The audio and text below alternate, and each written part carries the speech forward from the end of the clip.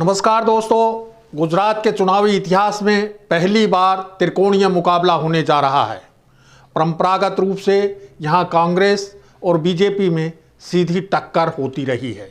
सीधे मुकाबले में पिछले 27 साल से कांग्रेस मात खाती रही है और बीजेपी लगातार सत्ता पर काबिज है।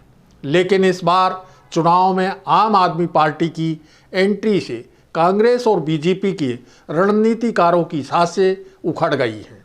ऊपरी तौर पर लगता है कि प्रदेश में कांग्रेस अपनी जमीन खो चुकी है, लेकिन वास्तव में ऐसा नहीं है। कांग्रेस का केंद्रीय नेतृत्व रणनीतिक तौर पर अब तक चुनाव प्रचार से खुद को अलग रखे हुए हैं। राहुल गांधी ने चर्चित भारत जोड़ो यात्रा शुरू करने से पहले अहमदाबाद के साबरमती रिवर फ्रंट पर कांग्रेस के बूथ योद्धाओं के परिवर्तन संकल्प सम्मेलन को संबोधित करते हुए 8 वचन दिए थे। इन 8 वचनों को लेकर पार्टी के बूथ योद्धा राज्य के 2 करोड़ लोगों तक पहुंच चुके हैं।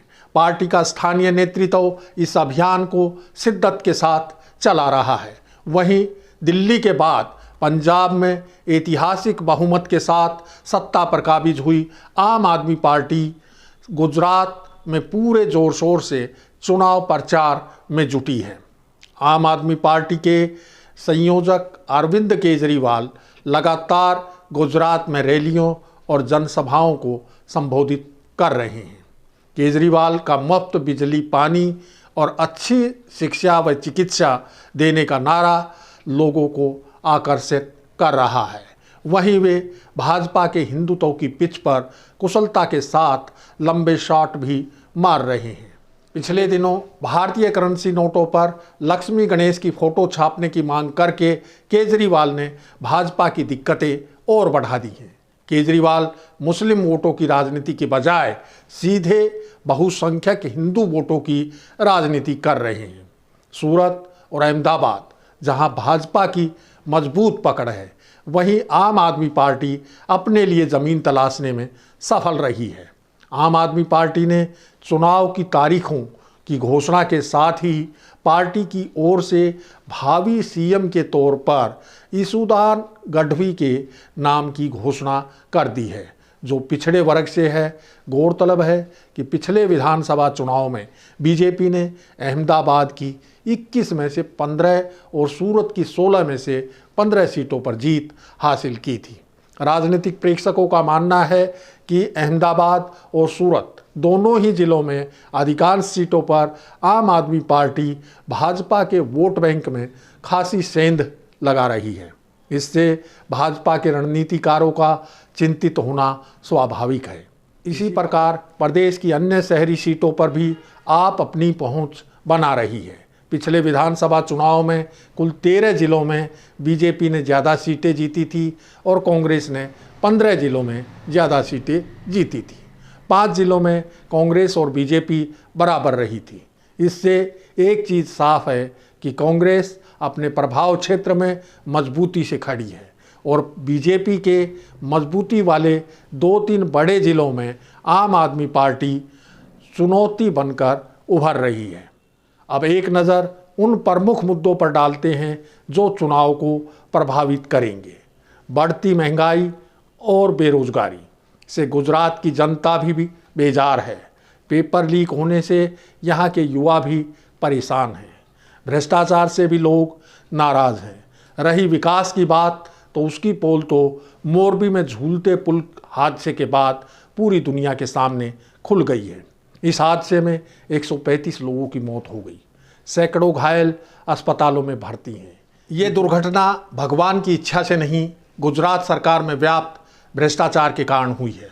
हादसे के बाद पीएम के दौरे से पहले जिस तरह से बदहाल अस्पताल को चमकाया गया, उससे न केवल प्रदेश में अस्पतालों और चिकित्सा सुविधाओं की हकीकत सामने आ गई है, बल्कि गुजरात मॉडल का गुब्बारा भी फूट गया है।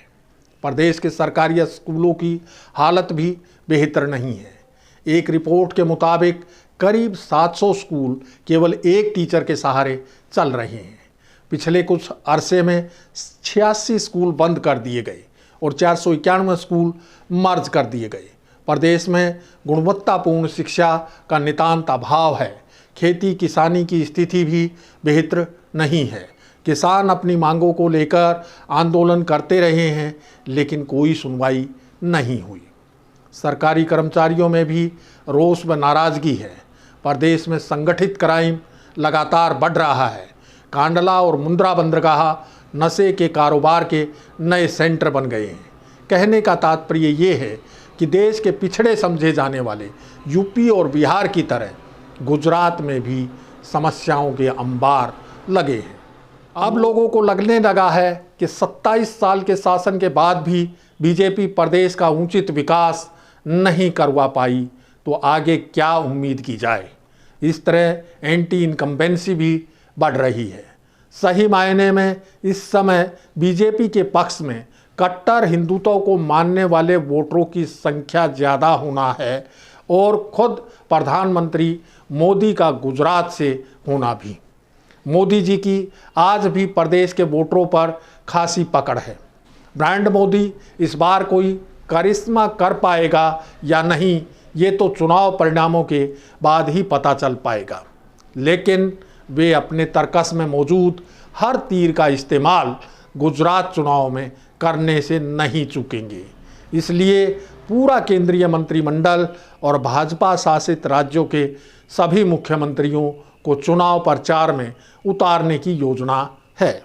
वही भाजपा और संघ सांप्रदायिक ध्रुवीकरण की राजनीति के धुरंधर खिलाड़ी हैं। इसलिए सोची समझी रणनीति के तहत चुनाव से पहले बिल्किस के रेपिस्टों की सज़ा माफ़ करके रिहा किया गया है। इससे कट्टर हिंदुत्ववादी खुश हैं और मुस्लिम समाज में नाराज़गी है। मुस्लिमों की नाराज़गी को भुनाने के लिए AIMIM भी 30-40 सीटों पर चुनाव लड़ने की तैयारी में है। इसका सीधा फायदा बीजेपी को मिलेगा। भाजपा के रणनीतिकारों की भरसक कोशिश रहेगी कि चुनाव में किसी भी तरह हिंदू मुस्लिम के मुद्दे पर वोटरों का ध्रुवीकरण हो जाए, ताकि जनता के मुद्दे पीछे छूट जाएं। लेकिन इस सब के बावजूद केजरीवाल की आपका बढ़ता प्रभाव भाजपा और कांग्रेस दोनों के लिए बड़ा सिरदर्द बन गया है। भाजपा के शीर्ष नेतृत्व में ज़बरदस्त बेचैनी है। इसका अंदाज़ा इसी बात से लगाया जा सकता है कि चुनाव की घोषणा के ठीक पहले 3 दिन गुजरात में गुजारने के बावजूद प्रधानमंत्री को अपनी डबल इंजन सरकार बचाने के लिए इसी हफ्ते इतवार को फिर चुनाव प्रचार में उतरना पड़ रहा है। ऐसे में आशंका है कि त्रिकोणीय संघर्ष में कहीं बीजेपी फंस कर ना रह जाए। अभी तो सभी पार्टियां अपने अपने उम्मीदवारों के चयन की प्रक्रिया में व्यस्त हैं। खैर, चुनाव प्रचार के दौरान अनेक आशंकाएं और संभावनाएं बनती बिगड़ती रहेंगी। इनका विश्लेषण हम समय समय पर करते रहेंगे। अब समय है आपसे विदा लेने का। जल्दी फिर हाजिर होंगे एक नए मुद्दे के साथ। नमस्कार।